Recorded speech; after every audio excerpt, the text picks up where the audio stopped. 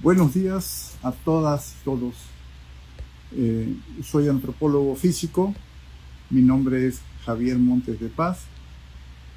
Estoy actualmente trabajando en el Instituto Nacional de Antropología e Historia, con sede en Tuxtla Gutiérrez, Chiapas. Antes de comenzar, quiero hacer un reconocimiento grato al museo de este centro INA Chiapas. Desde luego exaltar este proyecto que es del museo y que debo reconocer por la labor que hace en llevar a cabo este proyecto, con el reconocimiento a nuestras culturas, y qué mejor que sea este.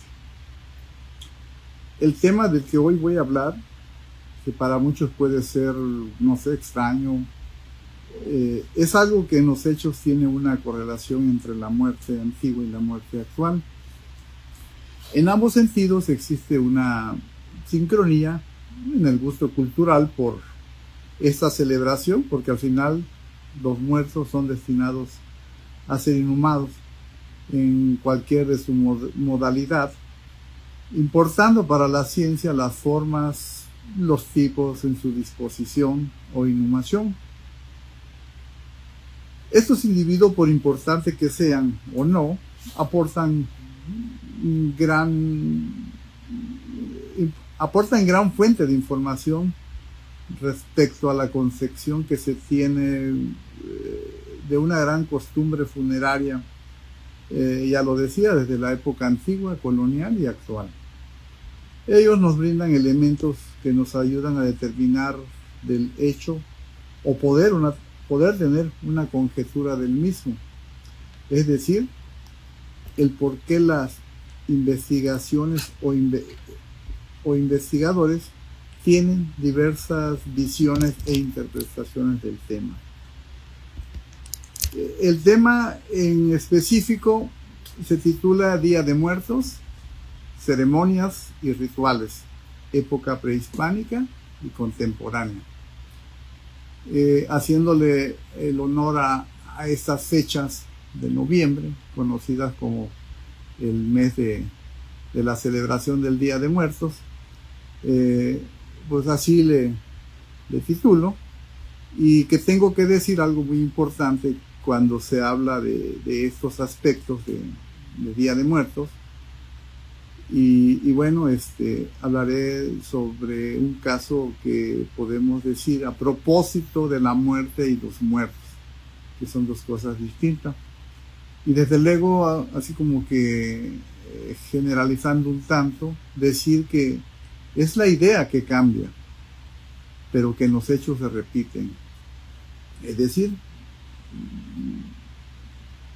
son costumbres que están englobados en un conjunto de hechos repetidos. En estas imágenes, bueno, voy a ir presentando algunas imágenes para tener una idea más o menos de lo que yo estoy explicando. Si acaso no fuera posible dar la idea que se quiere, entonces siempre para mí es importante apoyar con ciertas imágenes. Y en este caso tengo dos imágenes donde yo presento, una de ellas presento un entierro en donde vemos el individuo esqueletizado en una disposición de cúbito dorsal extendido, pero también tengo otra imagen al lado en donde estoy presentando una cueva que tiene un significado importantísimo en esas cuestiones digamos, de costumbres funerarias. Retomé una imagen también que tiene que ver con este sincretismo, que aunque aquí se muestra la historia de la llegada de los españoles de 1524, pero que también tiene que ver con este sincretismo del que hablé hace un momento. Y se trata del arco policromado de la iglesia de la Merced, San Cristóbal, que está en San Cristóbal de las Casas, pero que aquí en esa sala de historia de este museo, pues se tiene, digamos, una réplica, una reconstrucción hipotética de ese arco, y que podemos ver en ese arco muchos elementos que nos llevan o que nos dirigen hacia lo que vamos a ir planteando conforme conforme vamos dando esta plática. Eso le decía, este arco se encuentra en la sala de historia. Claro, hoy desafortunadamente no la podemos contemplar porque hay una reestructuración de la misma, pero que posteriormente ya estará a la vista del público. Dos frases muy importantes que quiero destacar y que a mí me parecen en lo personal interesante. Dos frases a la muerte. Una es de Mario Benedetti, cuando dice que la muerte es solo un síntoma de que hubo vida. Y otra más, que me parece mucho más interesante, es la de Lucio Séneca, cuando dice que la muerte es la consagración de aquellos cuyo fin merece la alabanza de los mismos que la temen. Son dos frases que quise manifestarlo, y bueno, ahí están. La muerte antigua y moderna es el proceso del individuo muerto y los cambios que sufren. Aquí nuevamente presento algunas imágenes en donde vemos un individuo de edad infante que ya ha fallecido, pero que está momificado. También tengo otra imagen en donde hay dos individuos esqueletizados. Ellos no tuvieron, digamos, esa suerte, si es que se le puede llamar suerte, de haber sido modificados. Sin embargo, están desprovistos de su tejido blando, y que pues es otra forma de cómo ver la muerte. También tengo una imagen de origen colonial o de la época colonial de una pequeña niña que posa como si estuviera dormida. Aquí lo interesante es que está posando con todas sus muñecas que pues ella tuvo en vida. Pero algo muy moderno es otra imagen de una persona adulta que está en una silla al frente de una mesa. Nosotros la vemos y pareciera que esta imagen está viva, esta persona está viva, y lo que nos está mostrando la imagen es que es de una persona que ya falleció, pero pues tenía el amor hacia el ajedrez, tenía ese gusto por jugar ajedrez, según nos platica la historia. Y bueno, pues la familia decidió velarlo en su silla como si estuviera sentado y jugando desde luego ajedrez. Se ve muy bien la imagen. Pero ¿por qué por qué presento esto? Porque es como se ven, es como puede la gente, la familia,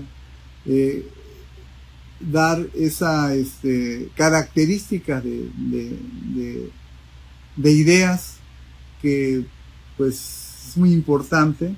Ya les mencioné estas cuatro imágenes que representan cada una de ellas, y las cuatro representan un sistema de este sincretismo para velar, para adorar, para tener en su último momento a estas personas que pues tuvieron vida y que luego fallecieron.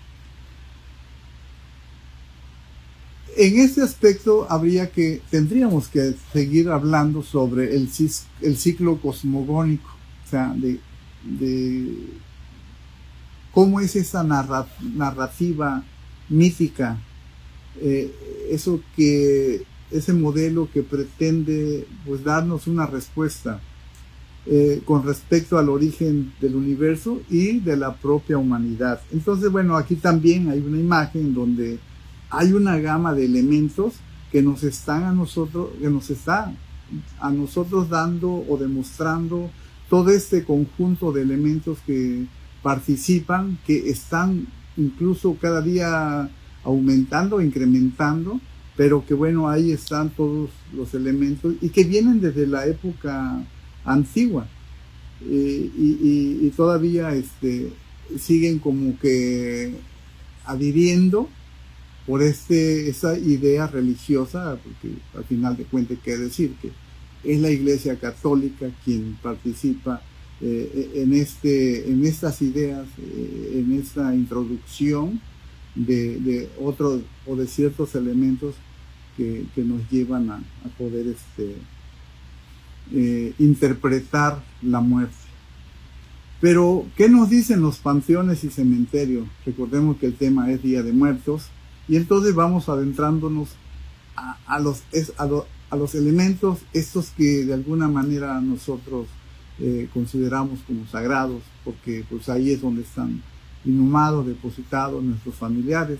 Entonces hay una definición porque aquí lo que quiero, el comentario que quiero hacerles es que a veces existe la idea de que panteón es una cosa y cementerio es otra. Entonces yo defino que ambos tienen la misma finalidad, solo que con diferentes elementos. Aquí habría que insertar el estatus social, y ese estatus social es el que define qué es un panteón y a qué le llamamos un cementerio. Quizás es un vocablo bizantino,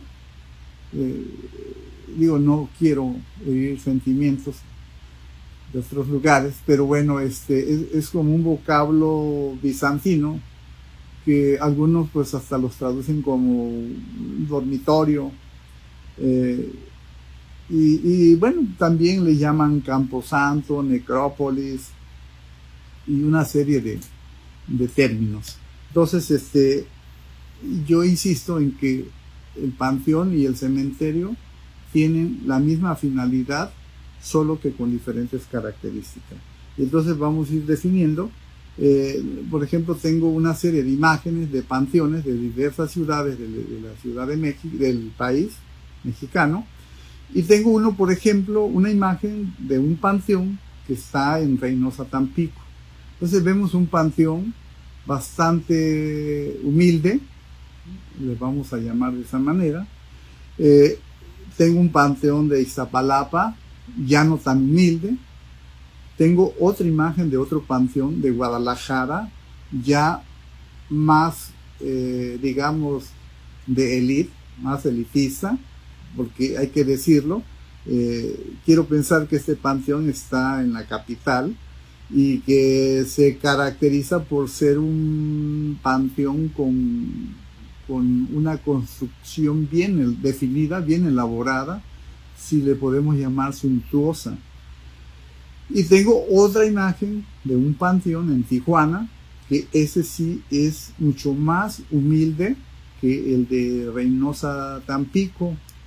Luego tengo otro panteón de Tapachula, Chiapas, que pues está, digamos, ya en un término medio en cuanto a su nivel de estatus social.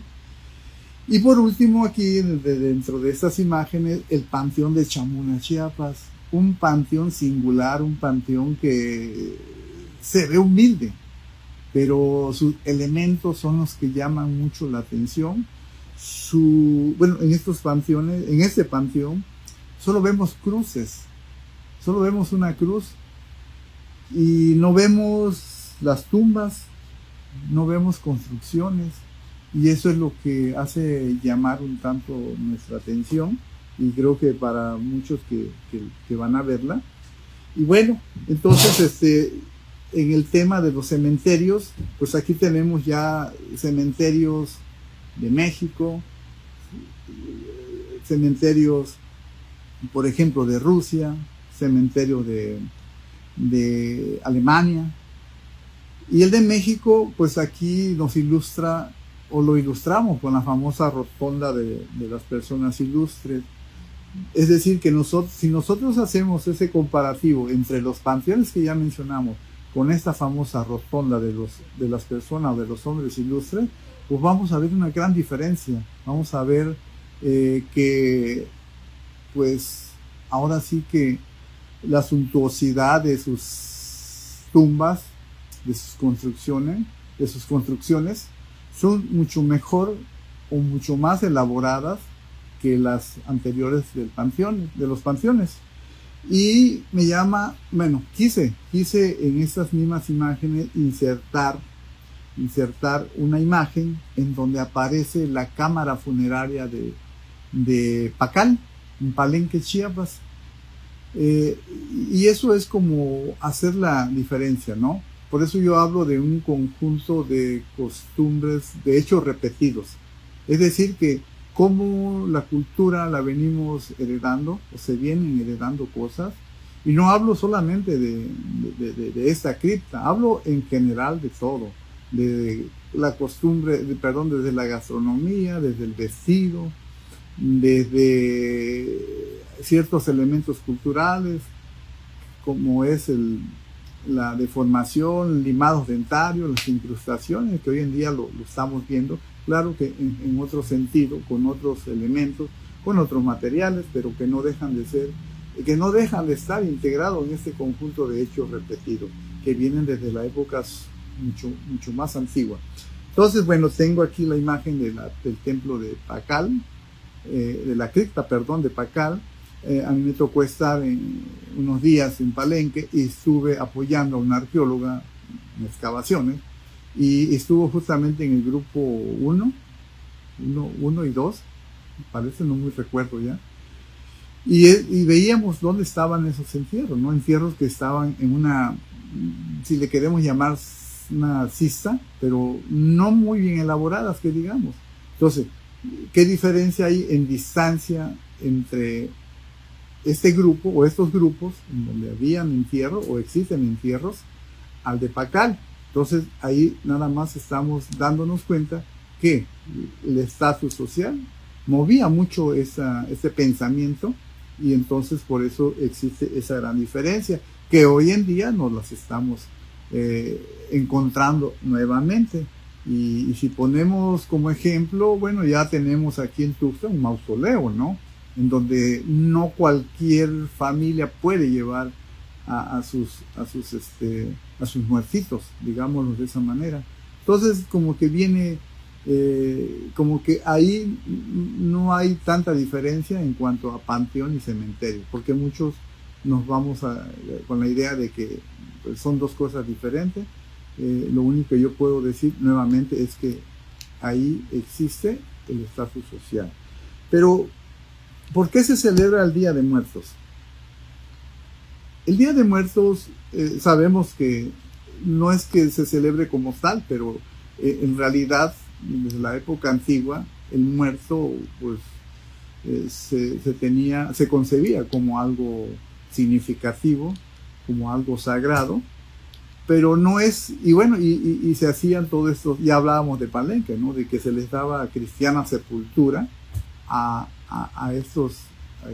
estos individuos que fallecían o que murieron, y tenían un espacio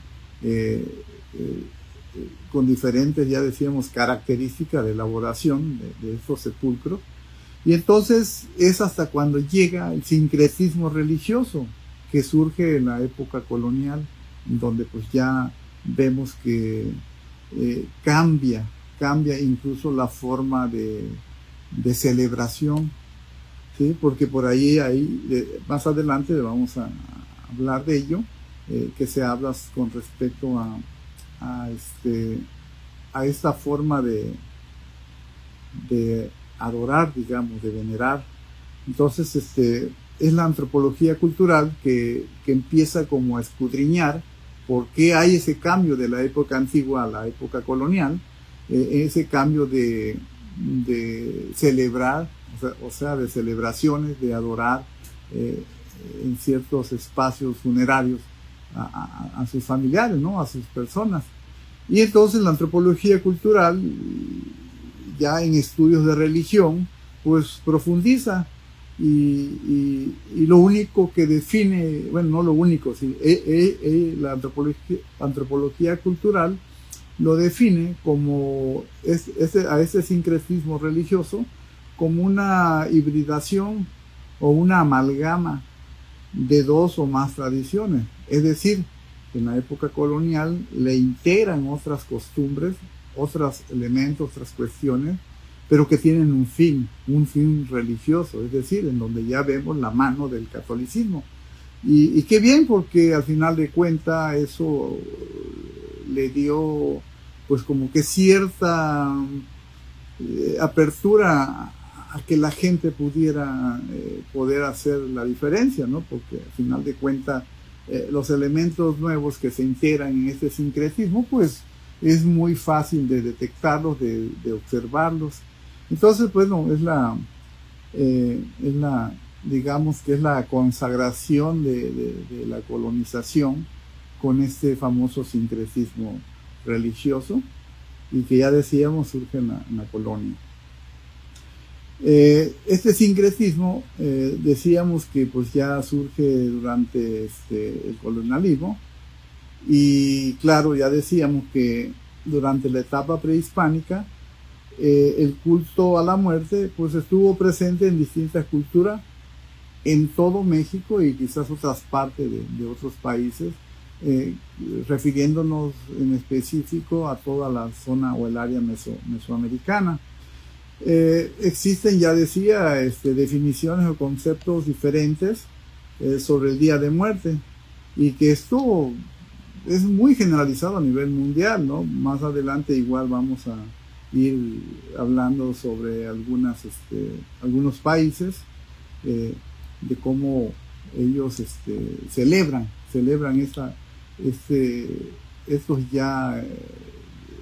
estas celebraciones que tienen pues diferentes ritos. Y bueno, ya entrando a las celebraciones, pues está el Día de Todos los Santos, una tradición que marca pues esta fecha importante, como es el 1 de noviembre, y trae como recuerdo pues a todas aquellas personas que fenecieron, que fallecieron, que según la definición que pues eran gente que no tenían cargo religioso, como ser por ejemplo beatos o santos, y de igual manera a los individuos que murieron a temprana edad, es decir, a los niños. Por eso aquí en México es muy común que el día 1 de noviembre se veneran a todos los niños, o sea, a los de temprana edad, y bueno, se considera una fiesta eminentemente religiosa, porque ya decía también hace un rato que pues aquí tiene que ver el catolicismo, la iglesia católica. Entonces, Día de Todos los Santos es una historia, tiene una historia, y creo que el autor intelectual de esto tiene que ver con el Papa Gregorio IV, que es el que proclama la fiesta de Todos los Santos.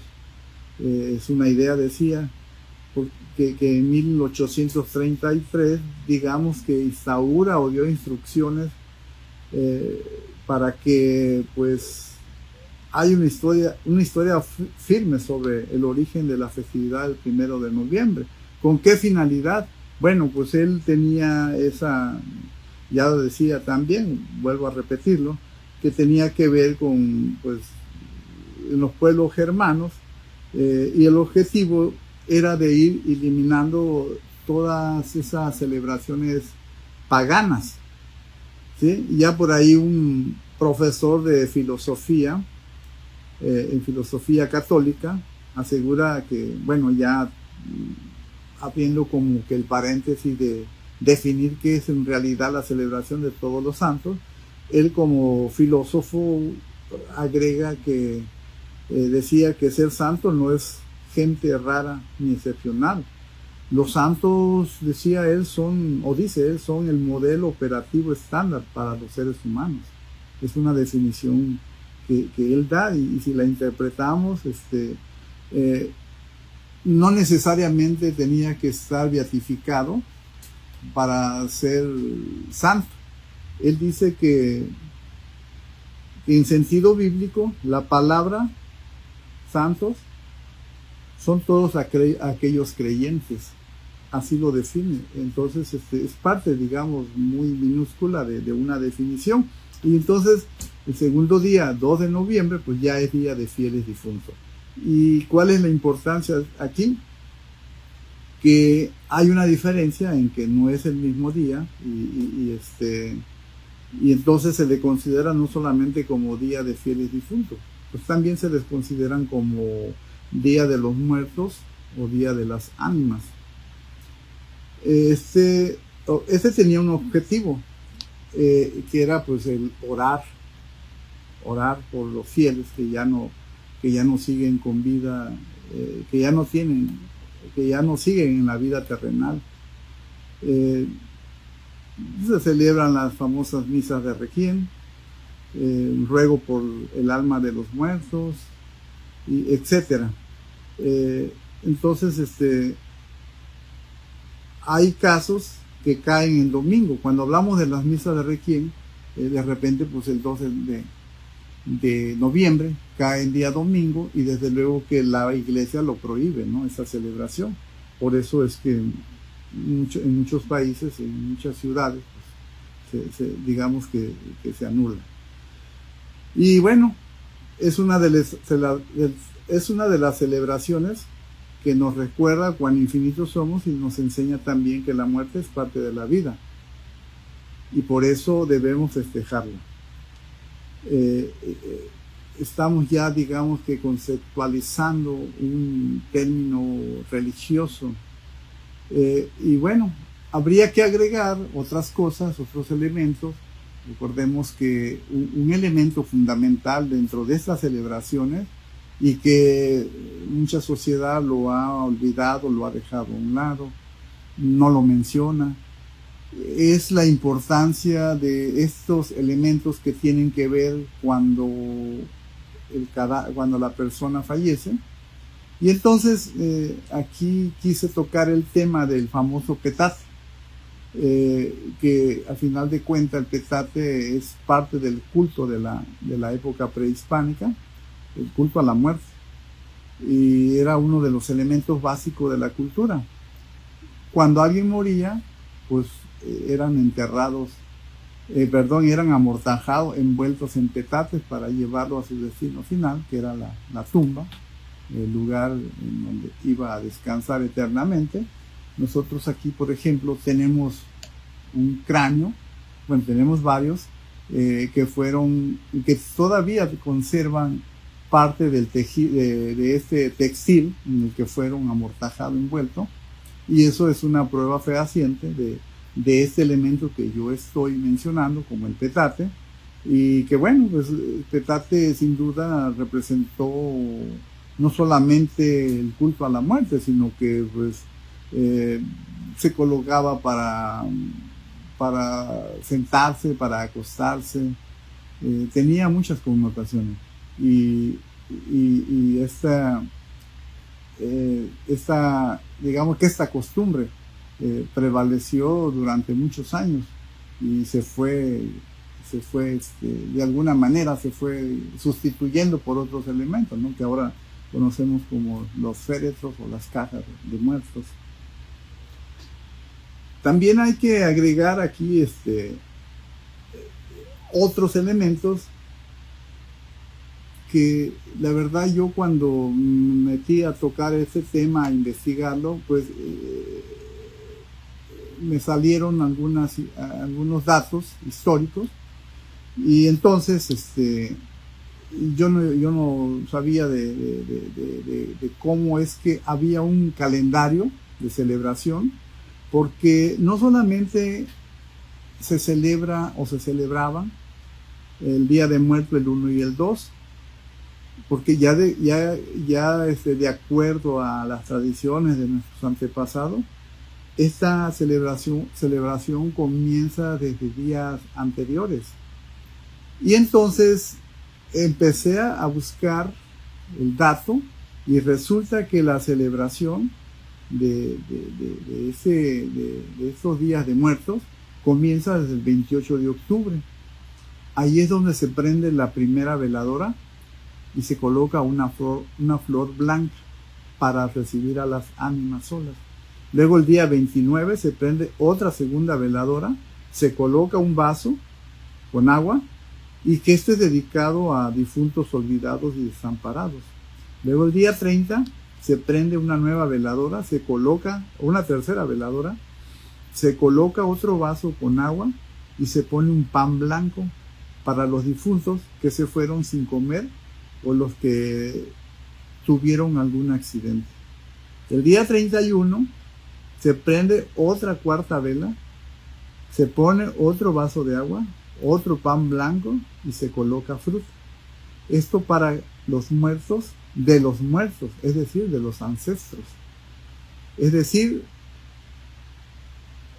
bisabuelos y tatarabuelos. Ya el día primero, ya lo mencionamos, que es la llegada de los angelitos. Y el día 2, pues igual, ¿no? El día de los fieles difuntos. Y el día 3 de noviembre se prende la última veladora blanca, se quema copal y se despide a las almas de nuestros muertos, y pedimos que vuelvan al siguiente año. Y es cuando ya se realiza, digamos, el levantamiento del altar. Pero también dentro de esos altares está inmersa la ofrenda. Entonces, ¿qué es la ofrenda? Se supone que la ofrenda es la que integra una serie de elementos y símbolos. Estos símbolos y elementos son los que de una u otra forma invitan al espíritu a viajar desde el mundo de los muertos para que conviva ese día con sus deudos. Estos elementos, ¿cuáles son? Pues es muy común, ya muchos o la gran mayoría lo sabemos. Pues son las flores de cempasúchil, el pan, las velas, las bebidas, imágenes religiosas, fruta, tabaco, papel picado, dulce, copal. En algunos casos, pues hemos visto, se colocan fotos de los muertos, juguetes, ropa, instrumentos de trabajo, instrumentos musicales, entre otros que ellos apreciaron durante su vida. Y como un ritual, pues que convoca a la memoria, por eso se colocan esas ofrendas el Día de Muertos. Bueno, y si era, por ejemplo, si era adulto, pues también se le coloca el vino, ¿no? El trago, el alcohol. Hay, decíamos, dentro de esta ofrenda, pues diferentes elementos, ya lo hablábamos, y entre ellos pues está el famoso papel picado, color morado, que significa el luto cristiano. También el papel picado de color naranja, que bueno, ahí ya es como el luto azteca. Es la flor de cempasúchil, que bueno, la flor que le llaman de 20 o más pétalos. Las 4 velas que indican los 4 puntos cardinales. El incienso, que sirve para alejar los malos espíritus y así purificar el ambiente. La cruz de ceniza, para purificar el espíritu del difunto. La jarra de agua, por si llega fatigado del camino. Pues recipiente para lavarse las manos, como es el aguamanil, pila o palangana. Y obviamente la toalla para secarse. Está la foto del difunto. La comida, decíamos, que le gustaba en vida, las pertenencias estimadas por el difunto, ya decíamos del vino, la tequila o bebida, 4 banderas de papel picado metidas en naranjas, el pan de muerto, la fruta, calaveras de azúcar, etc. En fin, podríamos seguir hablando de muchos aspectos de esta celebración. Y bueno, decía yo también al principio de esta plática de cómo se celebran en diferentes partes del mundo. Quiero aquí centrar solo en México, la costumbre en México de que pues es de origen precolombino. Su calendario mexica pues guarda varios días a honrar a los difuntos, ya los mencionábamos, que es del 28 de octubre al 3 de noviembre, y estaba consagrada a la diosa Mixtecacihuatl, conocida como la Dama de la Muerte. Hoy en día pues es la famosa Catrina, de este gran personaje, creada por este gran ilustrador José Guadalupe.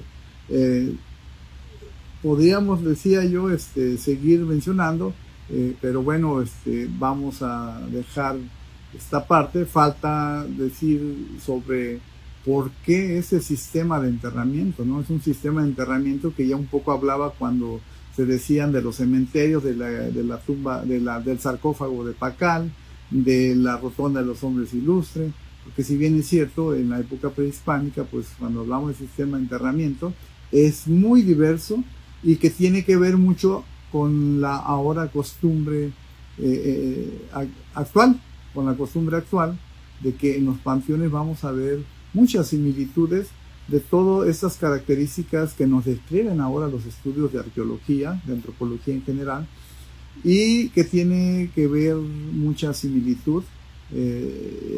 No vamos lejos, esa orientación muy característica de la época antigua tiene que ver mucha con esa orientación del cadáver con la actual. Entonces, pues muy agradecido con esta pequeña plática. Esperemos después profundizar aún más para nosotros agregar otros elementos que por ahí quedaron sueltos y que los tenemos, pero que por el tiempo no va a ser posible seguirlos explicando.